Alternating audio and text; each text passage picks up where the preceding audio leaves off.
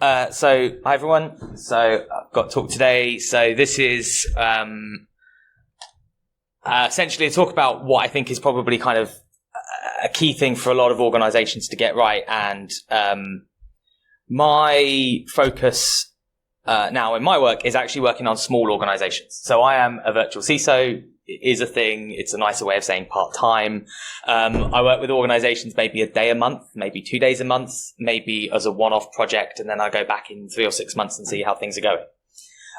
But the point is that a lot of these organizations come to me and they might be anywhere from 5 through to 300 people in headcount. Turnover can vary massively from being a charity to being up to towards £100 million or more. So you get a whole range of different people under that banner. But their initial assumption is that they can't do security because they either don't have the budget or they don't have the people or, and I think we've managed to somehow kind of upturn security and focus on completely the wrong things. Okay, so what's my background? I was at HQ as a GCHQ for about 6 years. I left and went to the city about 5 years ago, worked in financial firms, and got a bit bored of that about 2 years ago. So I went and set up by myself and started doing this virtual CISO business. So that's kind of where I've been now. So I want to start with something that I think needs to be an honest assessment of where we're at as an industry, which is that the majority of breaches that you read about today are preventable. One thing I should highlight, this isn't really going to touch application security so much. This is much more focused on generic, both infrastructure security and just the wider issues that companies face. So application security is a part of that, but I'm not focusing specifically on that. This is kind of a wider topic. But the majority of breaches are preventable. That's kind of where we're starting from today. So that then leads to the question of why? Why is this happening? Where are we at? And I think I'm going to go through a few different layers of where I think we're at. So I'm going to start with, from a strategic level, how organizations think about security, their approach to security, the strategic barriers. Then there's a set about implementation. How do we actually attempt to get secure? What's the path that a lot of companies actually take to implement security? Where are some of the issues there? The third is going to be buy-in, how to actually bring people on board and actually get the buy-in to make it work. And then the fourth is, assuming that you've done all of that, how do you actually check that you've done it correct and how do you maintain it going forward? And some of the issues around pen testing, which is not in any way issues with pen testers, it's how companies employ and use pen testers. So I think the first thing is, what's the approach that a lot of people take when it comes to security? And you see a culture that's very much driven by trying to do quick wins. And why is that? Because it's really hard to do long-term commitment to change. Where's a great example where this is evident? Legacy technology.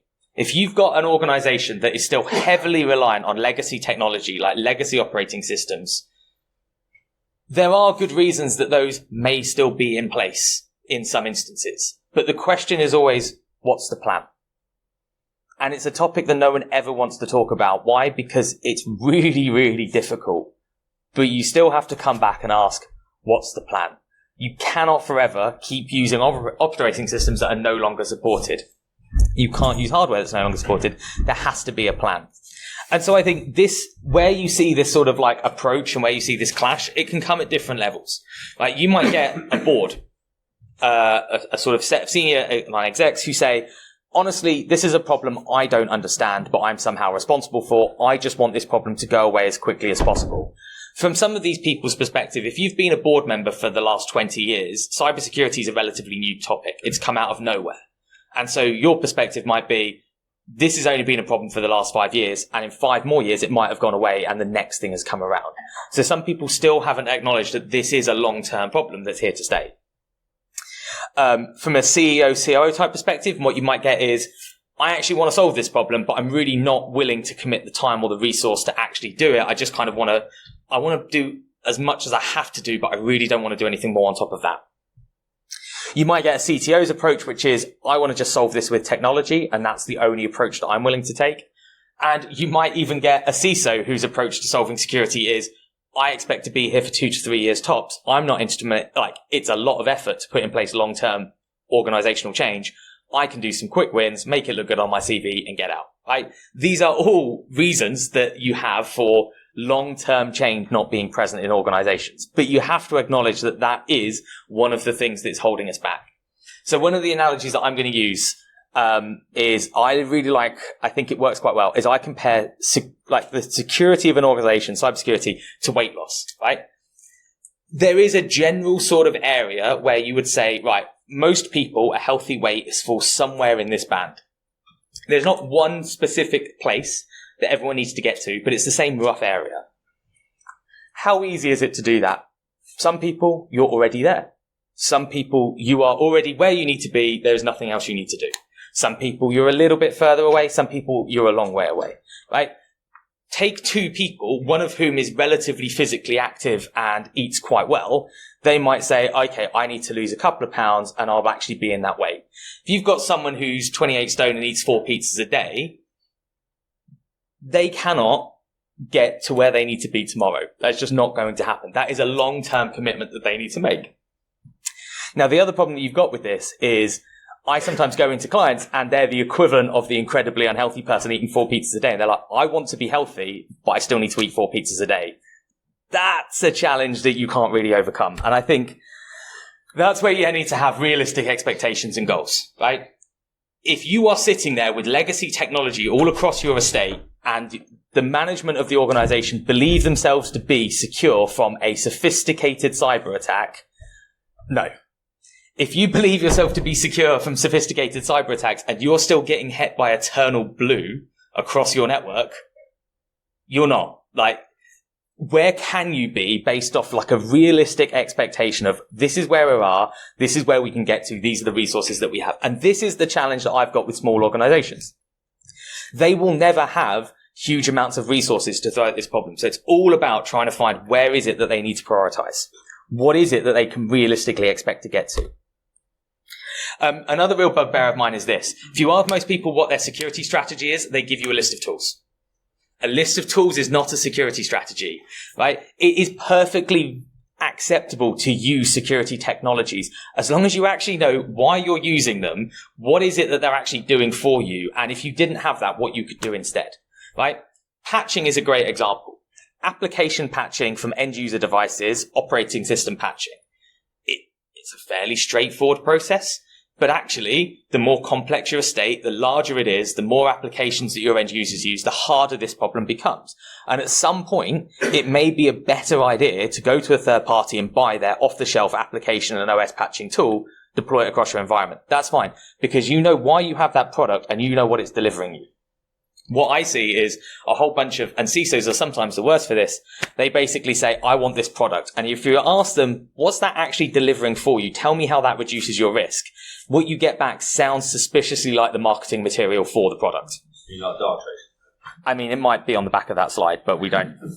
I've used it, and actually I would have good things to say about it, but I'd have very bad things to say about their marketing team. But where do you get to? In short, it's this.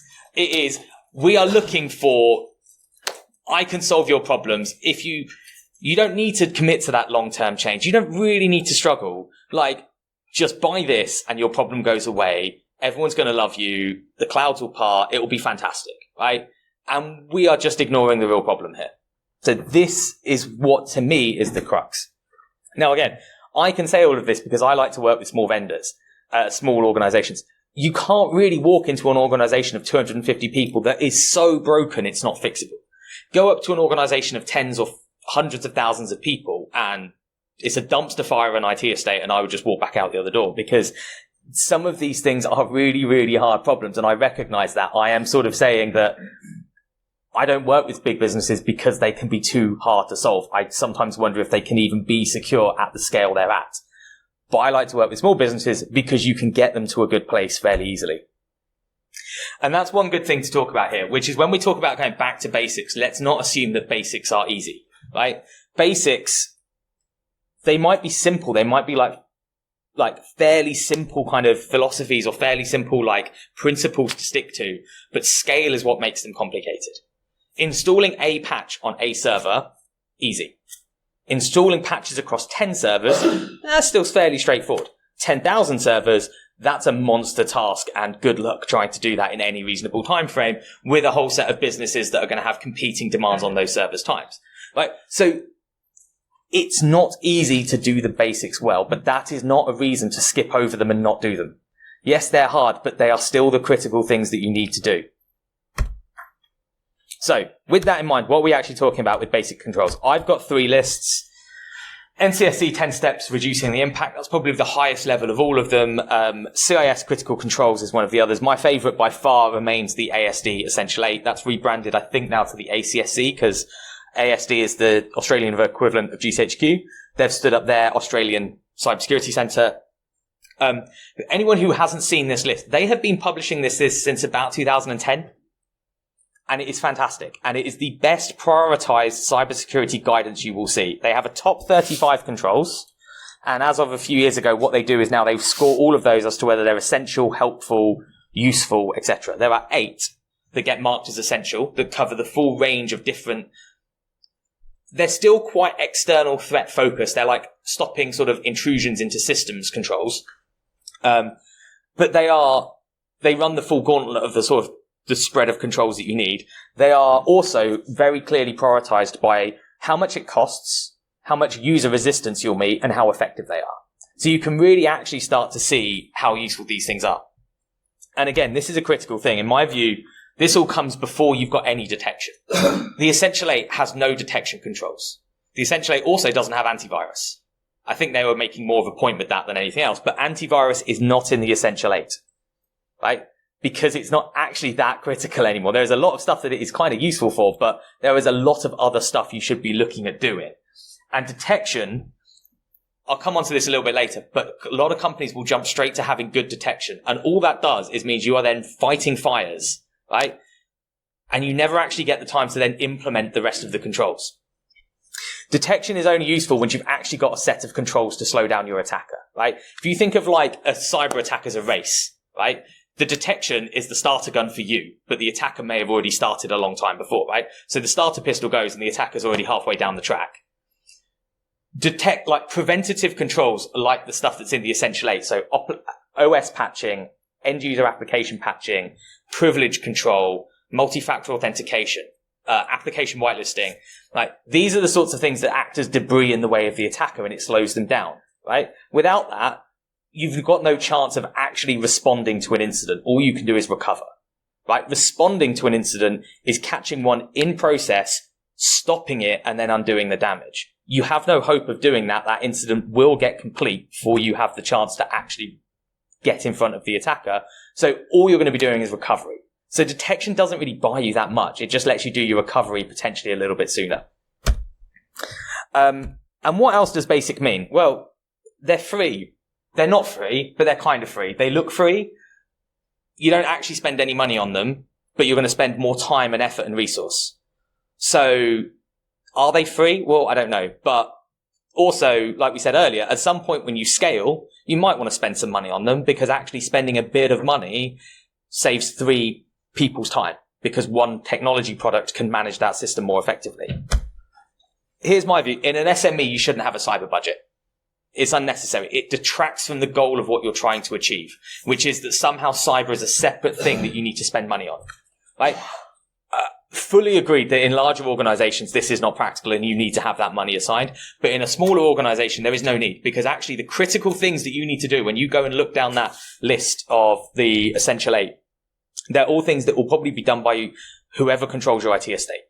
And so actually, from my perspective, when I was an in-house CISO and people would ask me if I needed more budget, I said, if you're going to do that by downsizing the Windows server team by a person, no, because I'll lose patching, I'll lose privilege control, I'll lose all these other things just to buy an extra analyst to partially cover that risk that you've created. Managed service providers won't do all of these by default. Think about a managed service provider who manages an IT estate. If your organization doesn't have internal IT, here's what they're going to do. They're going to say, we're going to go out to someone else and we're going to pay that company to manage our IT network. And their whole sort of contract value is going to be based on them delivering us a working IT estate. what incentive do they have to put in place potentially disruptive security controls like application whitelisting to any level? They're not going to get thanks for it. All they're going to get is if it goes wrong, they're going to get in trouble. So again, some of this stuff, it is not in an IT team's incentive to actually do naturally. So you have to request it, or you have to say, look, this is the standard that we expect you to meet. And the other thing about these controls is they're not binary. They are not on or off. They're dials, not switches. Right? So actually the question isn't, do we have this control? Application whitelisting is a classic for this. If I say application whitelisting, and probably a lot of you have just clenched up because you're thinking full hash-based application whitelisting, which requires a team of 20 people to manage. I would argue the very first step in application whitelisting might be something as simple as using app blocker to not allow unsigned applications to run. That is a form of application whitelisting. How far is that going to get you? It's going to get you a little way along the way. It's not going to get you very far, but it's going to get you, that's a good chunk. That's a good chunk of just crap that is not going to work anymore. Office restrictions on things like macros. Is that in a application whitelisting? Sort of. It's about not allowing unknown code to run. Macros are unknown code. Office macros, right? I work across financial organizations. Finance organizations use Excel macros to turn over like probably trillions of dollars of the UK for global economy because it's across the US and the UK. Excel macros run most of world's finance, and that should scare you as much as it scares me. But they don't need Word and they don't need PowerPoint. So you can turn those off really quickly, right? Yes, you can't do much about Excel macros, so then you have to look at how else you can solve that risk. But again, it's sort of like, these are not just full on or full off. There are bits that you can do, and it's what level you implement them to. And that's where I want to come on to now, which is realistic goals and realistic expectations, right? What are you actually talking about when it comes to cyber threat? The majority of what we're talking about is untargeted. They don't know who you are. They don't care. They've never even heard of you as an organization, as an individual, whatever. It is just mass market spray and pray. Wherever I land, right? That is the bulk of what you're talking about. And that is all handled by doing things like the basics well, right? There is a level on top of that, which I would call like the basic targeted. They know who you are.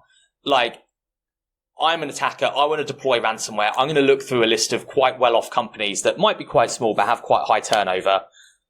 I'm going to try to put ransomware in because if it gets in, I can get like maybe a few 100,000 in a ransom. If it bounces off or it doesn't work, I'm not coming back. I'm just going to move to the next one on my list. So it's a little bit targeted, but it's not. They don't really care. Then there's okay, they want in you or your information, or it's actually you're part of a wider supply chain that they're trying to infiltrate. They will come back. Does anyone remember like Takeshi's Castle or I think it was called It's a Knockout? Like, this is my idea of like the types of attackers, right? If your security setup is like a sort of like total wipeout sort of run, an attacker who gets to run it once will probably get knocked in the water fairly early on, right? The chances that someone, given one of these things to run without any prep, can get through all of those stages is very, very low. But these guys at the top, they're going to come back. And so they get knocked in the water, but then they redo it. And given infinite numbers of tries to run this gauntlet, if you never change those controls, they will eventually learn them all and they'll be able to complete the whole course, right? So the danger with these is not their sophistication. It's their targeting. It's their ability to come back and learn from their previous mistakes. That's what makes these guys so dangerous, right? It's not a 0 day. It's the fact that this didn't work. So they're going to refocus it and send it back in. And they've got this far and they're just going to slowly edge further and further. And then at the very top, the people that get by far the most coverage, the APT groups, right? Which define the difference between the sophisticated and the APT. I don't know, because a lot of the e-crime groups look better than China. China keep getting the most coverage, but North Korea is better than China. NSO groups suddenly pop up and, you know, they get like an exploit and all of a sudden that's what everyone's talking about. Again, if you're at that level where that is a sophisticated thing that you need to worry about, like, you need to acknowledge that that's the level you need to be everywhere. But this is the other argument, which is you need to figure out where you are on this pyramid, what level of security you are actually aiming to achieve.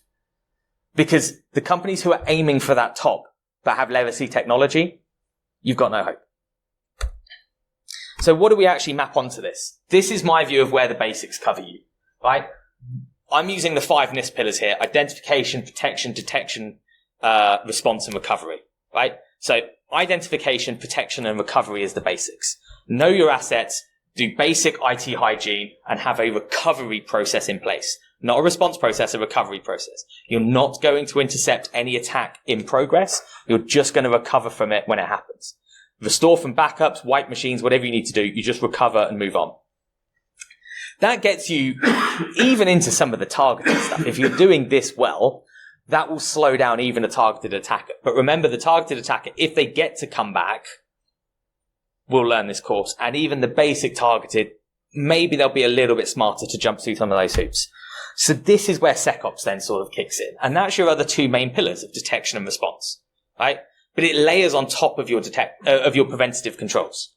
Because your preventative controls are what slow down the attacker within your environment enough for you to actually be able to detect and respond to them. Without those actually slowing them down, you could have all the fancy detection technology that you want. All you're going to get is by the time the alerts actually come in from the tool or the third-party provider that you use, they've already got domain admin, got the credentials, and they're out the door. Because actually responding to one of these incidents still takes enough time. And finally, red team threat hunting, those sorts of more advanced features. Yeah, if you are after a sophisticated attacker who's going to run your gauntlet repeatedly, you need to prep for that and train for it. But you only need to do it if that's the level that you're like, if that's the level you're trying to keep out, that's what you should test against. If you're not, do you really need to hire some red teamers? I know it sounds cool and it sounds great, but in reality, what are they going to tell you? We'll come on to that in a minute. So here's the other thing very quickly about implementation that I think companies get wrong. If you think of these as the strands, so identity, protect, detect, then what they do is this. They go straight into build. I'm going to put in place the most amazing detection technology in the world. What does that start doing? Detecting loads of security events because you've got no preventative controls. Oh, crap. What do we need to do? Well, let's get a really good response and recovery process in place. Fine. You're probably using third-party incident response, and at this point, any hope of budget that you had has been blown out the door because it turns out FireEye and Mandiant aren't cheap. So where do you get then left? Oh, well, maybe we should do some maybe we should put in, say, some policies and things like this and do like asset identification, etc. Fine. But you still haven't done the stuff that is the protection. And actually, well before now, your budget's run out. So you never get time to do that.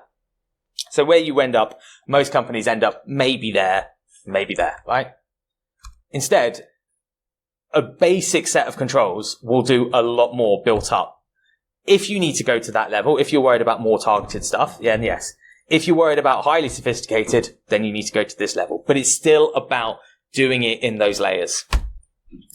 This is going to make really no sense, and there is another version of this that I'll show you on the next slide. But this is also the argument of when you're talking about security operations and you're talking about detection, there's all sorts of cliches floating around like perimeter security is dead, blah, blah, blah. Like, as long as you think about attack paths, a cyber security breach is not one incident. It is not one thing that happened.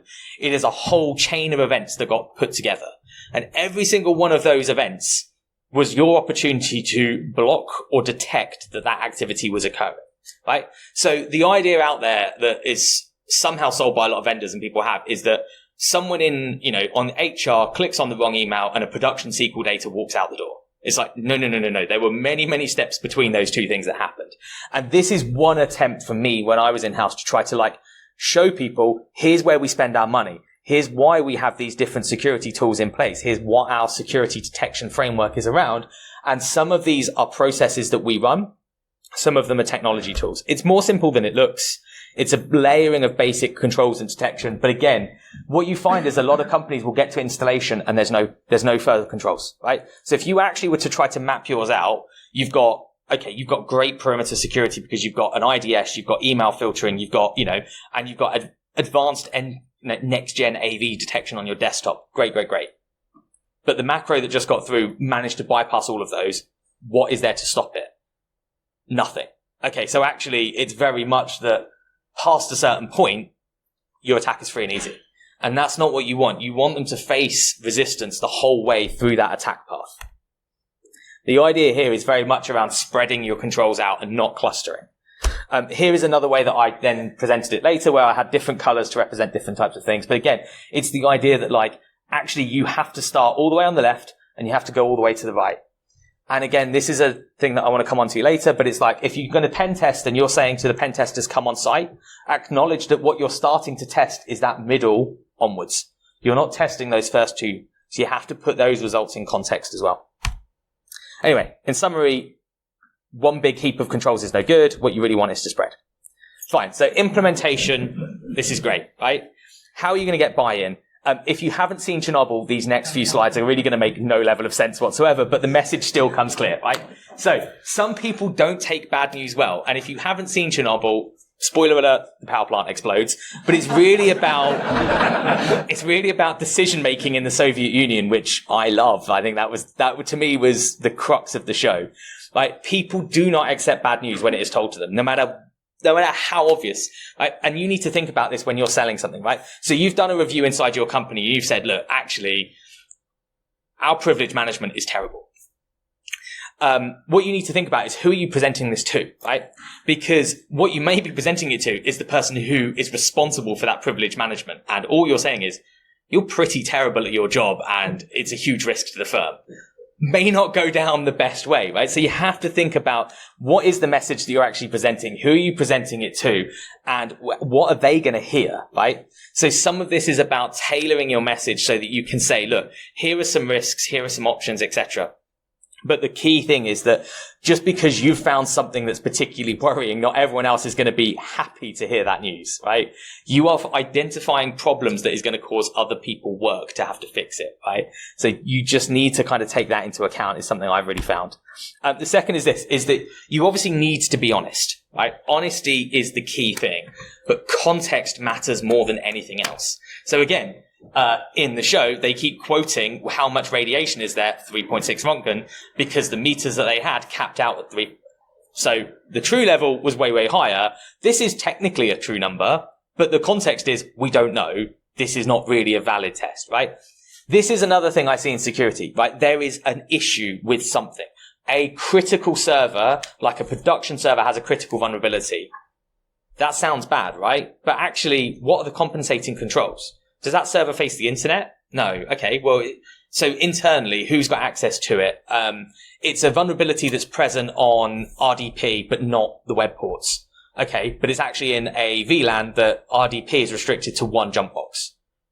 Okay. Well, it's not actually suddenly sounding that bad anymore. And if you go in sort of like alarmist, which, again, this will tell you, alarmism is not a good thing in the Soviet Union, but go in with your alarmist view and people just won't listen to you, right? You have to provide context.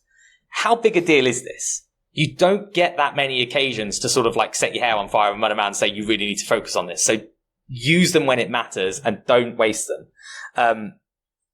It really is a case of, where I think this is key is helping people who understand risk, right? And they're not going to take a piece of technology or a theoretical vulnerability and necessarily be able to contextualize that.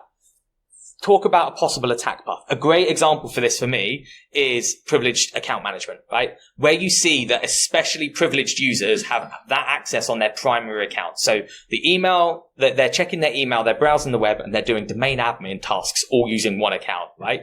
You see that quite a lot because people don't think about why it's a risk. And you can sit down with even a COO and you say, right, okay, if someone clicks on an email and that email has a malicious attachment, that attachment executes as that user. So this user has privileged access to every single computer in your organization.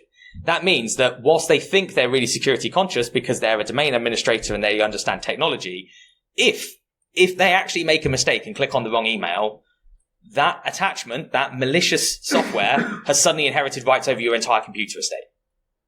And you've got no ability to stop that. Like end to end, it can then just start stealing credentials, jumping to other computers. It can work its way across your entire organization, right? And that's an attack path they can understand. And you say versus that person has two accounts and they check their email on this account. And then when they need to go and do server tasks, they have to right click and run as or RDP to a different machine but there is a fire break. And at that point, if this account clicks on the wrong email or the wrong attachment, there is no automated hop.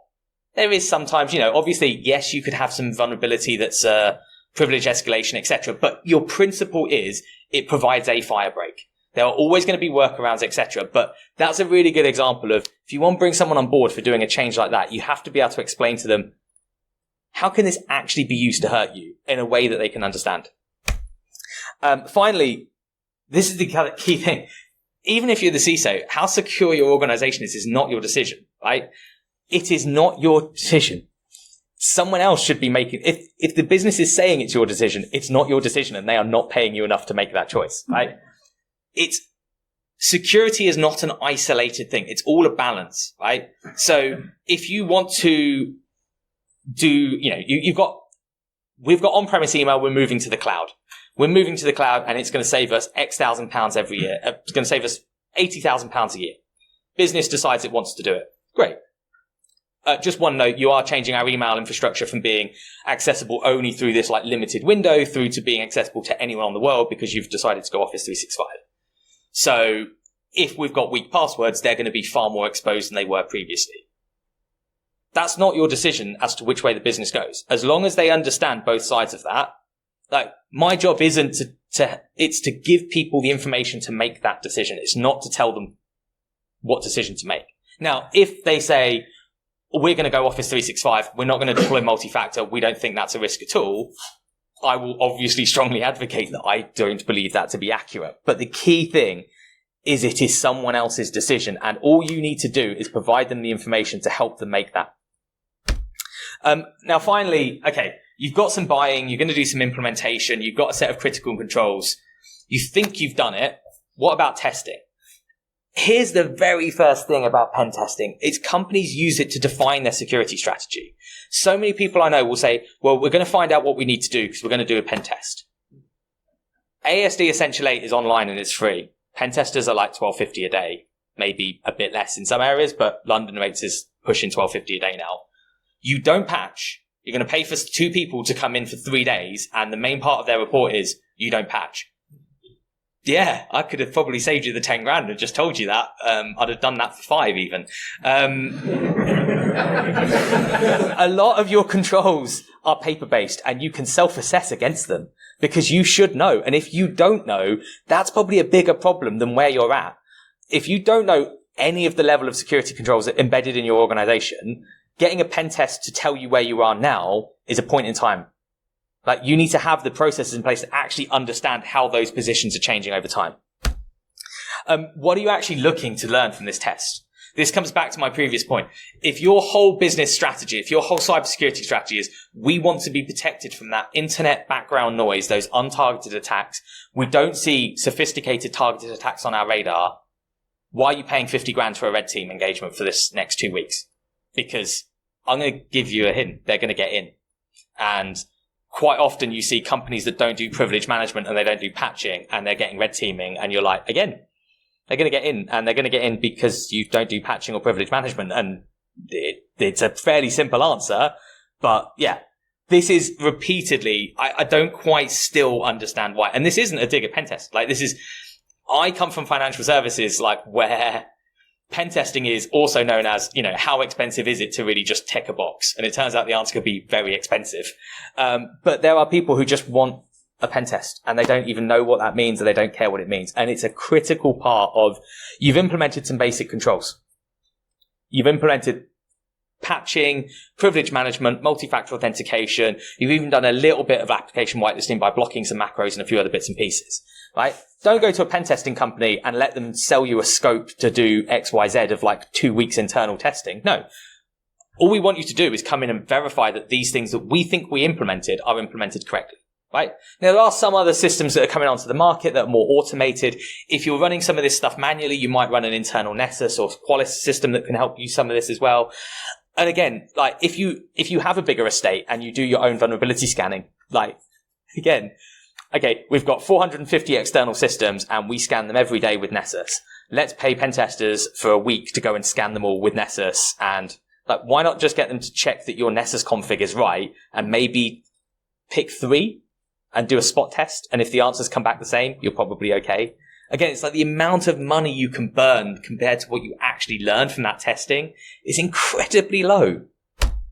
And also I would say this, testing should be independent. The amount of times I go to a company and they're like, right, our managed service provider for IT is X.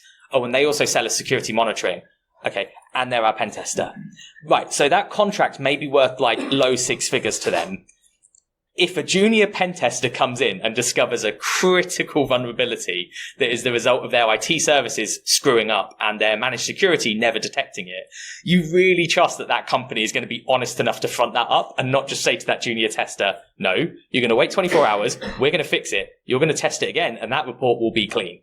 Because I don't trust pen testers that much. Like, they are checks and balances, right? If you outsource your IT, an outsourced SOC can be a check on your actual outsourced IT users, right? Because they are your domain admins, your desktop admins, they are the privileged accounts that you need to worry about.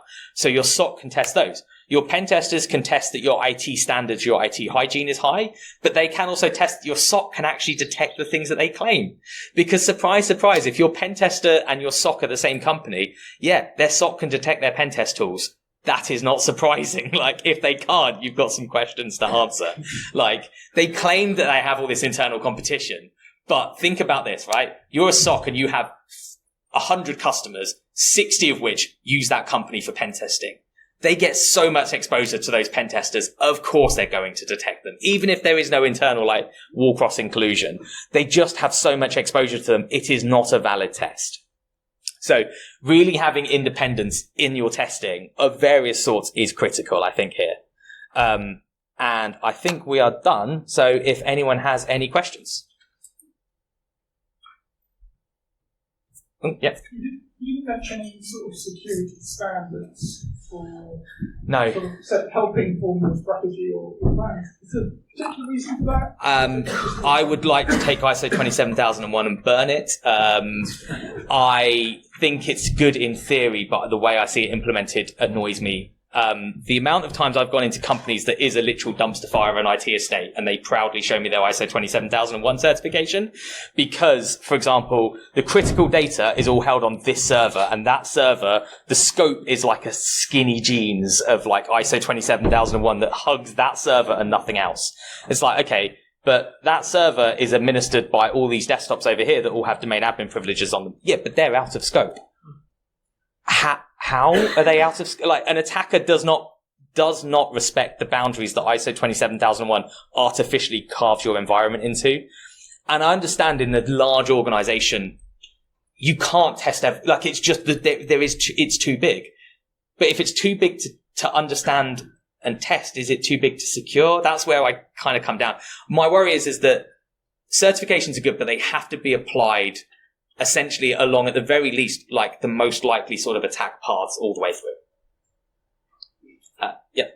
How do you go about that then? If a company has a scope and you knowingly disclose, knowingly that they redact their scope to the big picture?